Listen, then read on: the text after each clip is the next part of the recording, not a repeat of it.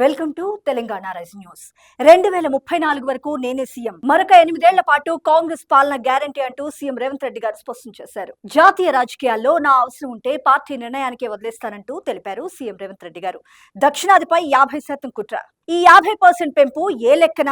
దక్షిణాది అవసరం లేని దిశగా కేంద్రం కుట్ర పన్నుతుందంటూ నిప్పులు చెరిగారు సీఎం రేవంత్ రెడ్డి గారు. దేశ జనాభా సంఖ్య ఆధారంగా ఎంపీ సీట్లను 50% పెంచడం వెనుక భారీ కుట్ర దాగుందని, అదే జరిగితే ఇక మీదట దక్షిణ భారతదేశంతో సంబంధం లేకుండా ఉత్తర భారతదేశంలోని 4 రాష్ట్రాల సీట్లతో కేంద్రంలో అధికారంలోకి రావచ్చని గౌరవ ముఖ్యమంత్రి శ్రీ రేవంత్ రెడ్డి గారు వ్యాఖ్యానించారు. బీజేపీ 3D పాలసీ దేశ ఐక్యతకు పెను ప్రమాదం అంటూ నిప్పులు చెరిగారు. డీలిమిటేషన్ పేరుతో దక్షిణాదికి తీవ్రంగా అన్యాయం చేస్తున్నారంటూ వ్యాఖ్యానించారు. వచ్చే ఎన్నికల్లో బీజేపీ బీఆర్ఎస్ ఒకే దెబ్బకు 2 పిట్టలను ఖతం చేస్తానంటూ సీఎం రేవంత్ రెడ్డి గారు పేర్కొన్నారు. రాష్ట్రంలో విలన్లు ఉన్నందునే ప్రజలు తన హీరో చేశారంటూ స్పష్టం చేశారు సీఎం రేవంత్ రెడ్డి గారు. ఇక్కడ మనకు ముఖ్యమైన అంశం చూసినాం.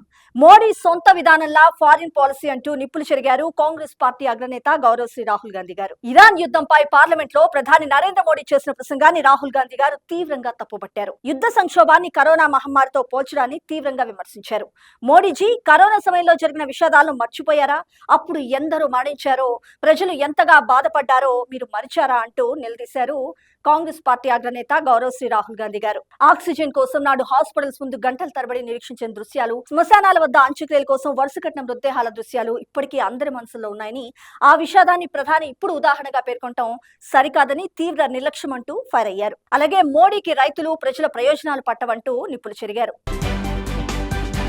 ఇక్కడ మనకు ముఖ్యమైన అంశం చూస్తున్నాం. పేదలకు మంచి చేస్తే ఓరుస్తలేరు. బీఆర్ఎస్ ఫ్లోర్ లీడర్ కు సభ అంటే గౌరవం లేదు. ప్రజల కోసం పెట్టిన బడ్జెట్ వాళ్లకు కంటకింపుగా మారింది. 1.15 కోట్ల ఫ్యామిలీలకు 5 లక్షల ప్రమాద బీమా కల్పిస్తే బీఆర్ఎస్ వాళ్లకు కనిపిస్తలేదు.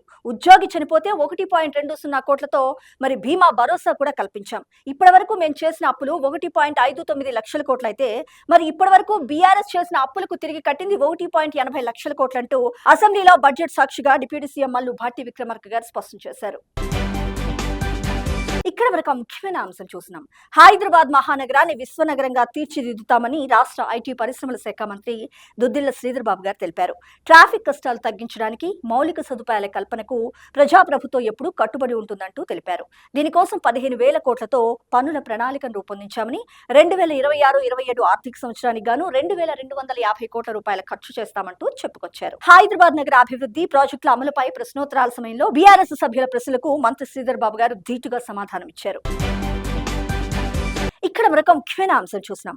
రాష్ట్రంలో 2020 నుంచి పెండింగ్ లో ఉన్న సాదా బైనామా దరఖాస్తులను వెంటనే పరిష్కరిస్తామని రాష్ట్ర రెవెన్యూ శాఖ మంత్రి పొంగులేటి శ్రీనివాస్ రెడ్డి గారు స్పష్టం చేశారు. గత ప్రభుత్వం సాదా బైనామాల దరఖాస్తులు స్వీకరించినప్పటికీ 2020 ROR చట్టంలో వాటి పరిష్కారానికి స్పష్టమైన మార్గం చూపలేదంటూ పేర్కొన్నారు. భూభారతి చట్టంలో ఈ సమస్యకు పరిష్కారం చూపించినప్పటికీ క్షేత్రస్థాయిలో ఇబ్బందులు ఎదురవడంతో కొనుగోలుదారు నుంచి మాత్రమే అఫిడవిట్ తీసుకునేలా జీవో నంబర్ 76 జారీ చేసినట్లు తెలిపారు. దీంతో రాష్ట్రంలో 9 లక్షలకు పైగా సాదా బైనామా దరఖాస్తులు పెండింగ్ లో ఉన్నాయని, ఈ నిర్ణయంతో వాటికి పరిష్కారం లభిస్తుందంటూ ఆశాభావం వ్యక్తం చేశారు. ఇక్కడ మరొక ముఖ్యమైన అంశం చూస్తున్నాం. ఈవీ వాహనాల కొనుగోలుపై తెలంగాణ ప్రభుత్వ ఉద్యోగులకు ప్రత్యేక రాయితీ లభిస్తుందని రాష్ట్ర రవాణా శాఖ మంత్రి పొన్నం ప్రభాకర్ గారు ప్రకటించారు. రాష్ట్రంలో ప్రభుత్వ ఉద్యోగులకు 10 నుంచి 20% రాయితీలు ఇచ్చేందుకు పలు కంపెనీలు ముందుకొస్తున్నట్లు వెల్లడించారు. ఇక్కడ మరొక ముఖ్యమైన అంశం చూసినాం. 941 కోట్లతో డబుల్ డెక్కర్ ఫ్లైఓవర్. హైదరాబాద్ లో ఎల్బీ నగర్ నుంచి హయత్ నగర్ దాకా నాగపూర్ తరహాలో డబుల్ డెక్కర్ ఫ్లైఓవర్ నిర్మించనున్నట్లు రోడ్లు భవనాల శాఖ మంత్రి కోమటిరెడ్డి వెంకటరెడ్డి గారు స్పష్టం చేశారు. 941 కోట్లతో నిర్మించే ఈ ఫ్లైఓవర్ కు మరి నెల రోజుల్లోనే కేంద్ర ప్రభుత్వ ఆమోదం తీసుకుంటామంటూ తెలిపారు. 6 నెలల్లో ఖరారు చేసి పనులు మొదలయ్యేలా చూస్తామంటూ పేర్కొన్నారు.